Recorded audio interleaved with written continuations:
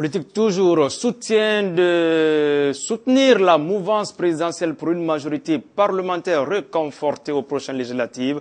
C'est l'ambition qu'affiche un mouvement politique qui vient de voir le jour. Le mouvement des jeunes pour la majorité présidentielle présidé par Moustapha Naïti entend redynamiser l'énergie citoyenne des jeunes pour le soutien et la mise en œuvre du programme du quinquennat présidentiel. Elhadj Omar Bari, compte rendu. D'entrée, le président du mouvement des jeunes pour la majorité présidentielle a fustigé le comportement des membres de l'opposition radicale, accusant ceux-ci de plonger le pays dans l'impasse politique. Moustapha Naïti demande à ce qu'on aille aux élections législatives le 8 juillet prochain pour parachever la transition qui n'a que trop duré. À en croire Naïti Moustapha, le blocage actuel au sujet des législatives inquiète les investisseurs économiques étrangers désireux de s'implanter en Guinée. C'est un mouvement qui va s'inscrire à défendre l'idée de la nécessité d'une majorité parlementaire pour la mouvance présidentielle. Pour cela, le mouvement va se battre pour répondre à deux questions fondamentales, essentielles. À savoir, pourquoi faut-il tenir le plus rapidement que possible ces élections législatives? Cela fait des années que les aides bi- et multilatérales sont bloquées. Et en allant à ces élections, ce sont des centaines de millions d'euros et de dollars qui vont être mobilisés pour notre pays. Un mouvement créé résolument pour mobiliser les jeunes autour des candidats de la mouvance, créer une synergie d'action des jeunes pour l'obtention d'une majorité présidentielle aux élections législatives. Il envisage très prochainement de faire le porte-à-porte pour sensibiliser, informer et éduquer la population afin de soutenir le président Alpha Condé pour le changement qu'il a tant prôné. Ce mouvement de génération dénoncera à chaque fois que cela s'imposera avec la dernière énergie l'hypocrisie et l'égoïsme des leaders politiques actuels. Notre pays a connu trop de vicissitudes, trop d'épreuves, toute une génération sacrifiée qui n'a encore pas vu le bonheur et qui souhaite voir aussi arriver ce beau et merveilleux jour où le soleil brillera. Et c'est pour cela que nous avons choisi comme slogan « Notre génération vote l'espérance ».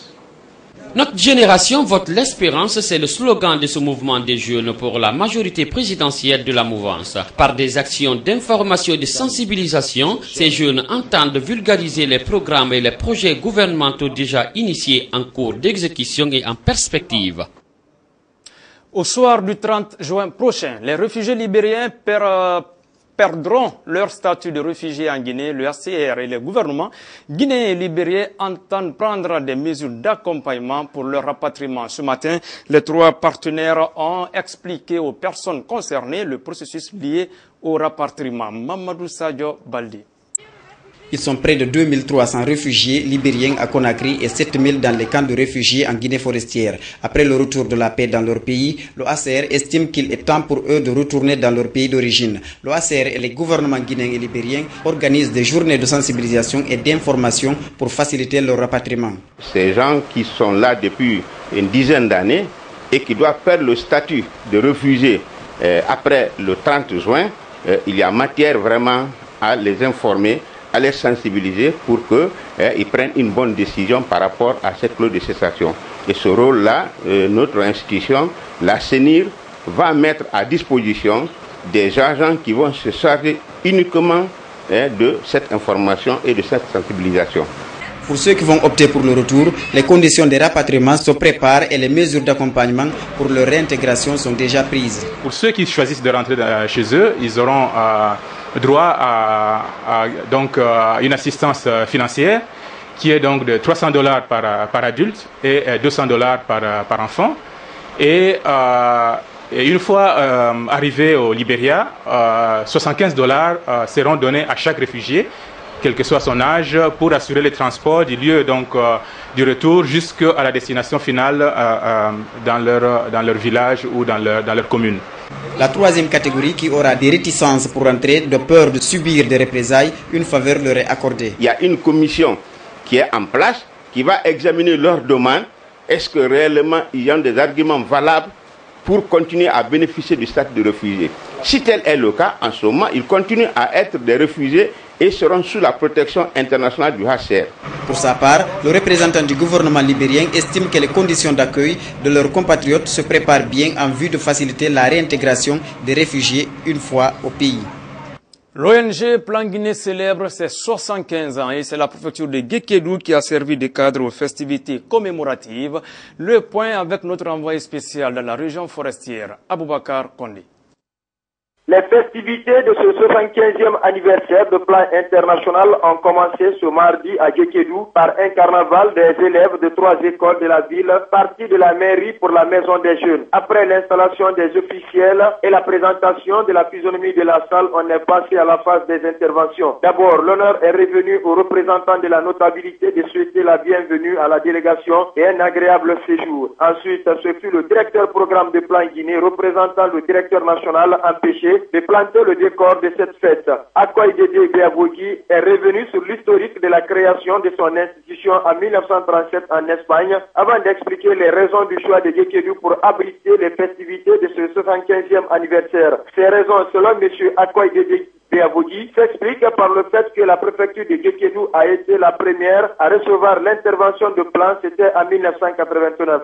Depuis, l'ONG a contribué à l'amélioration des conditions de vie des populations de cette localité en général et celle des enfants en particulier à travers le parrainage des enfants, la construction des salles de classe, des centres de santé et autres routes. Le préfet et le maire n'ont pas tari d'éloges à l'endroit des plans pour les diverses réalisations faites par cette ONG, non seulement dans la commune urbaine mais aussi dans les CRD. Ce 75e anniversaire a été mis à profit par Plan de souligner l'importance de l'enregistrement universel des naissances en veillant à ce que les enfants accèdent à leurs droits. Pour ce faire, tous les enfants qui sont nés ce 20 mars dans la commune urbaine de Guékédou ont bénéficié d'un cadeau symbolique de la part de Plan et leurs parents seront accompagnés par l'ONG dans l'obtention de leur extrait de naissance. La cérémonie a pris fin par une animation culturelle au stade préfectoral.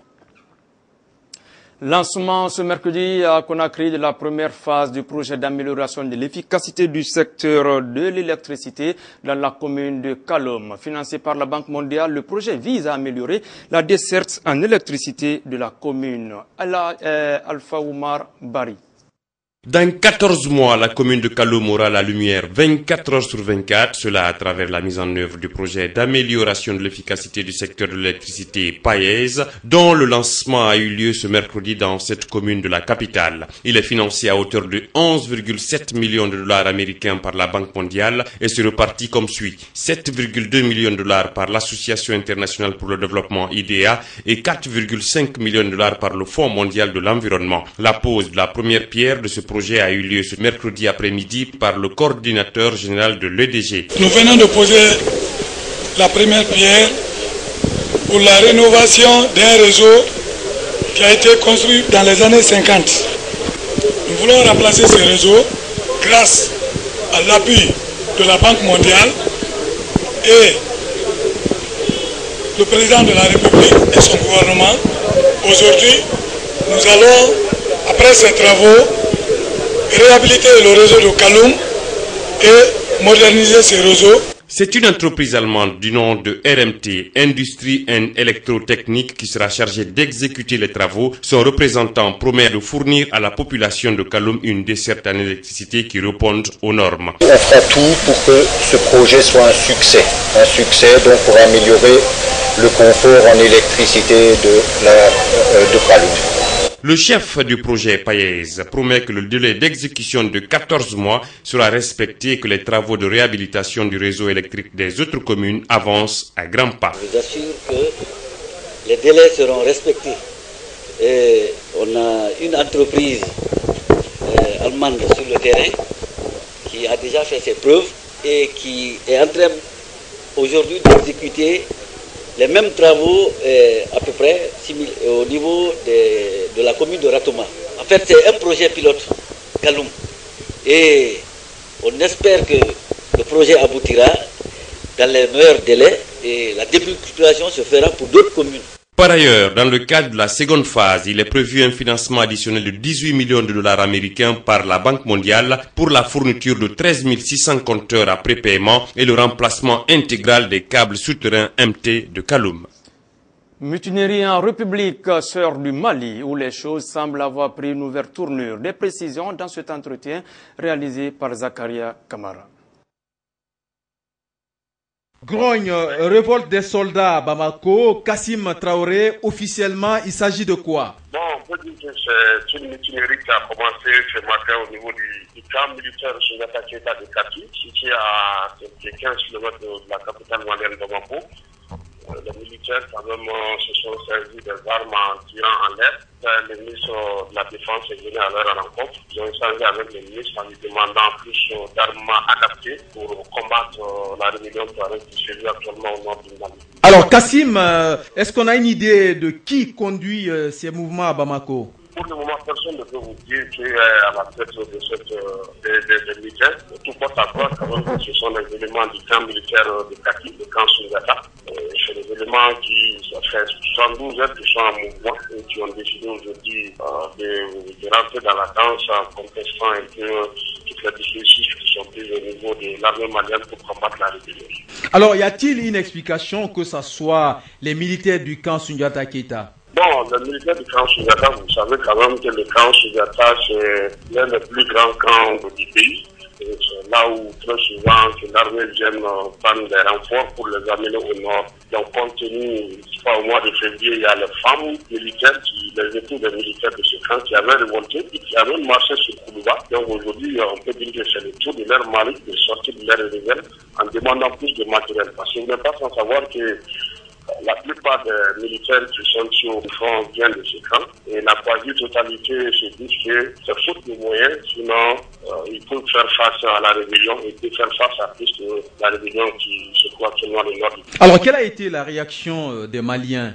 Bon, les Bamakois se sont tirés chez eux, personne n'est sorti parce que c'est dans l'après-midi que la mutinerie a gagné Bamako avec des coups de fusil à l'air. Ils ont même saisi la radio nationale qui ne l'est plus. La population bamakoise, quand même, surtout ceux qui sont au centre-ville, sont rentrés chez eux. Les boutiques sont fermées. C'est dans les banlieues qu'on voit les activités où les gens jouent au foot. En tout cas, au centre-ville, c'est une ville morte Bamako en ce moment. D'accord. Alors, et le président, où se trouve-t-il? Il semblerait que le président est en négociation avec les militaires. Une délégation de militaires de toutes 16 heures en négociation avec le président. Espérons que les choses s'arrêtent là pour nos frères maliens. Mesdames et messieurs, c'est la fin de ce journal. On rappelle les principaux titres. Cette nouvelle enveloppe financière pour la Guinée, le conseil d'administration de la Banque mondiale approuve 10 millions de dollars américains pour appuyer la gouvernance économique en Guinée. De nouveau, c'est un ouf de soulagement pour l'économie nationale. Plus d'armes dans les lieux publics sur les hommes en uniforme, c'est une nouvelle décision de la haute hiérarchie militaire. Tout contrevenant à cette décision s'expose aux lois en vigueur, rappelle le porte-parole de l'état-major général des forces armées guinéennes. Un mouvement des jeunes pour la majorité présidentielle est né en Guinée. Il entend jouer un rôle important pour permettre à la mouvance présidentielle d'acquérir une majorité parlementaire dans la perspective des prochaines législatives en Guinée. Merci de l'attention et bonne suite de programme sur Évasion Guinée. Encore une fois, bonsoir chez vous.